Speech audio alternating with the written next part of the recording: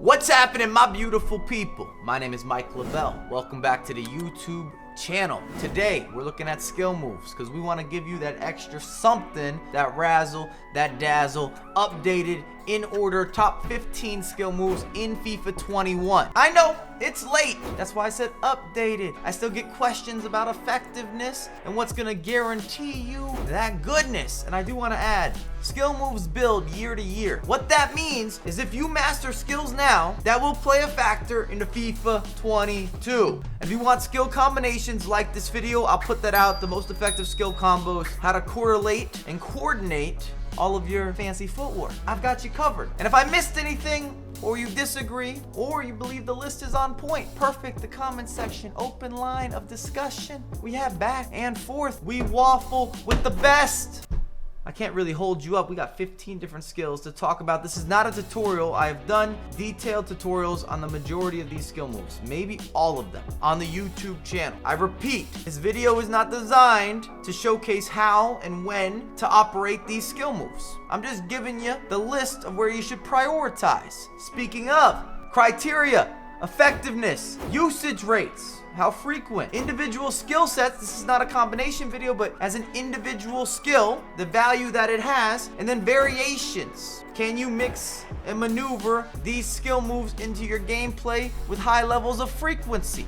El Tornado. Some of you will hate me for this. If you remember the FIFA 19 days, it's kind of come back into a bit of an asset. It's different than before. You're not doing it straight into a volley. I like to add a flick following the El Tornado, but when you're trying to break into that box, unlock some sort of space, cause that havoc, disrupt the gameplay. When someone is parking it, they got that big heavy bus, and you say you want to hand out a ticket, you want to give them that dirty mic, the El Tornado can be a skill that allows you a little extra creativity to get into that box, that free flow. When you get into flicking the ball around, you cause problems. You get the idea. You can't spam this. And many of the skill moves here are not meant to be spammed. They're overused and abused. This is one of them. The MCGEADY spin, identical execution to the BERBA spin, the 5-star variation. It's much quicker, but it does not offer the same level of skillful cancellations. You can cancel out of a MCGEADY spin, but I don't feel that it has the same level of control, and unless you're really gifted with cancellations, you might struggle doing so. It's a little higher risk, but could also be higher reward. I do enjoy using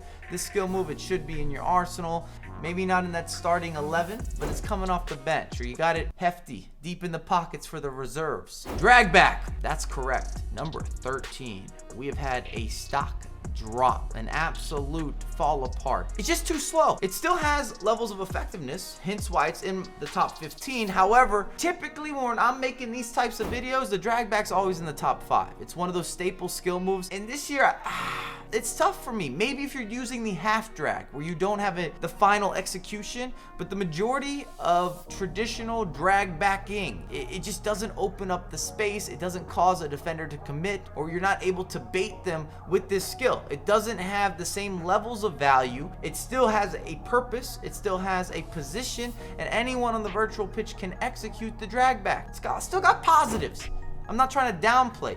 I'm attaching negatives really to the drag back because of the expectation that we've had in previous installments. Rainbow flick, beautiful, in the sky, in the clouds. I've always enjoyed the rainbow. Similar to the El Tornado, you can't abuse this skill, but it does have a purpose. And I see it used constantly on corner kicks. If you can catch somebody sleeping, you got an aggressive defender, you say nap, nap, good night. Flick it over his head, especially if you're using the likes of Neymar, who has his own personal, identified, individual rainbow flick that has a bit of a different execution in terms of that final animation, and the value has been uplifted. Just another reason that you should buy Neymar, that he's been overpowered, amazing meta, body type, you name it. I can make a whole video dedicated to Neymar. Actually, multiple videos at this point because of how much value he's added in FIFA 21. Reverse Elastico, often seen or witnessed following a stop and pop fake shot, and this is why I talk about a lot of these variations and combinations. If you want that video, I will repeat,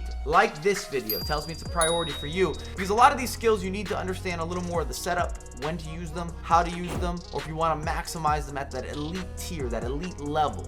This is your baseline. Reverse Elastico, 5-star skills, gives you a little bit of a different snake movement and it can definitely catch people sleeping. It's good within the box, especially if you're in a 1v1 matchup. You got some manual defending. You're trying to toss this man into the cornhole.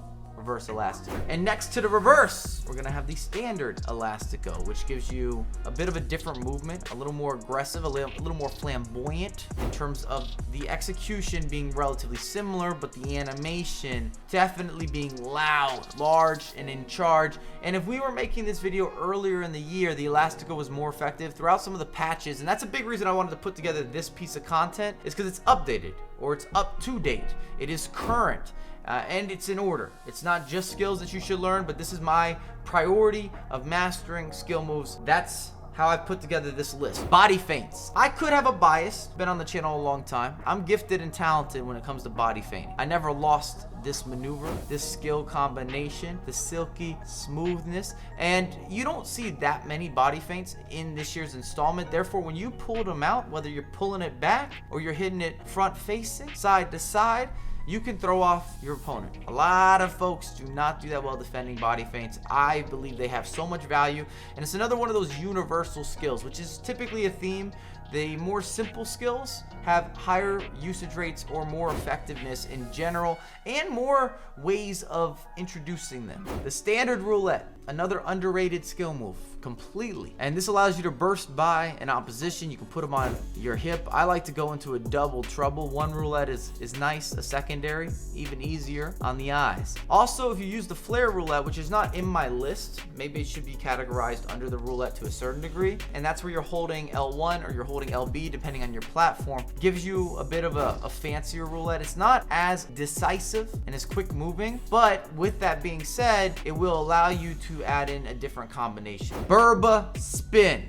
Berbatov, I want him as an icon ASAP. EA, if you're listening, if you got into this point of the video, you can make that happen, because you know he's going to be disgusting. But the BERBA spin, plus the fact that you can do a BERBA spin into a cancellation, and it's maybe the easiest way to learn cancellations, at least in my opinion. If you're trying to add that into your gameplay as a regular activity, start with the BERBA spin. It's a little bit of a slower execution, therefore you can get used to hitting the cancellation button. And I do feel that cancellations will carry over into future FIFA installments. I don't think that's going to be eliminated. That's going to be a builder. Heel to heel.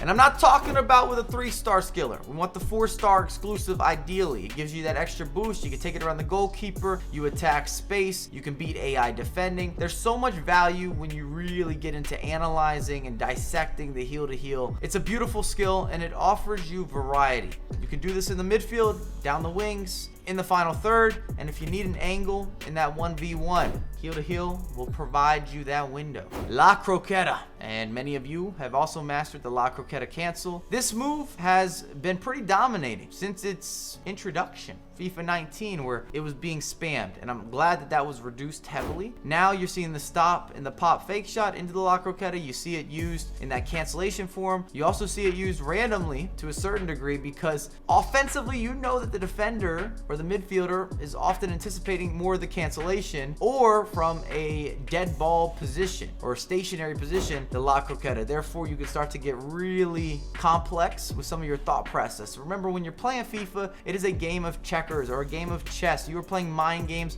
with your opponent, and that's why you want to have these different forms of expression, and skill moves allow you to kind of showcase that you're seeing the game differently. The bridge dribble, also the directional bridge, both could be categorized into this sector. And some of you might ask, why is it not higher? This is my opinion. If you don't have any other skill moves, you can't just spam bridges. Yes, there is a certain level or a certain location where you're spamming the skill move, and there are many times that it's going to be effective. You're going to get bounce backs, you're going to break through. But if you had nothing else, that just won't work, especially not against high level opponents. They know it's coming. We've seen this before. You sit back, you can bait the bridge. You have to have other skills in order to properly unlock and utilize the bridge dribble. It's not as simple as execute, execute, execute, execute. Speaking of scoop turns, This will allow you to open up that small, fine, detailed lane that is necessary. You're gonna go bowling with the scoop turns, and depending if you have a 4-star skill or a 5-star skill, you do the stationary, you can do this running. It can be used in so many different maneuvers. You can turn almost a 360, you got the 180, it gives you a speed burst. There's so much I could say that's a positive around a scoop turn, and it's mandatory. You have to have it, and execution is so simple that anyone and everyone should be able to scoop turn, and then it's a matter of trying to disguise or maneuver with the scoop. You want to get the double or the triple scoop. You want some extra sugar, extra ice cream, extra dessert? You gotta earn those additional scoops, or you could pay for them, I suppose. The fake shot.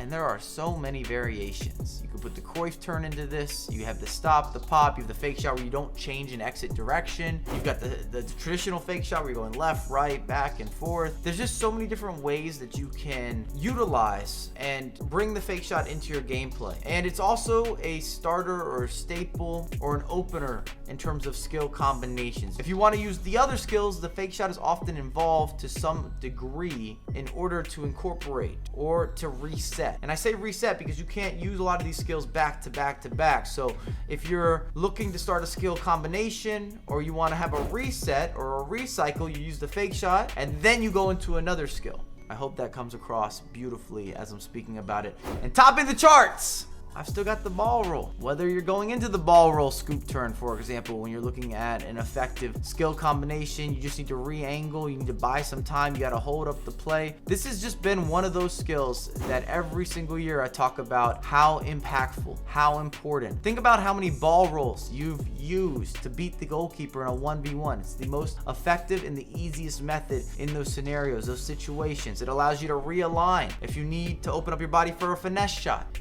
or if you need to recycle, make a pass to the left, make a pass to the right. Everyone on the pitch can do this skill move. Defenders, midfielders, attackers, it does not matter. Even some goalkeepers might have a 2-star skill scenario, and they can be out there on the virtual pitch hitting us up with some ball rolls. And the better you get at including the ball roll, the more patient, the better composure you have. It just grows with you. I just think back on how many times I'm on the edge of the box and I catch somebody being overly aggressive, overzealous, and I just ball roll around them. And now we've got an opportunity to 1v1. It's that simple. Thanks again for watching. Let me know what you think. I feel many of you will shift the list around. Of course, there's subjectivity here. I try to make a video that I think will reach the masses in terms of my opinion, but I also want to keep my bias or my experience in all of the videos. I don't want to lose that. I want to stay very bold. If you want the skill combination version, remember to like it, subscribe it, talk about it, move it, groove it, call a friend, call your family, link this somewhere, and I have a lot more content going out ASAP. We upload daily.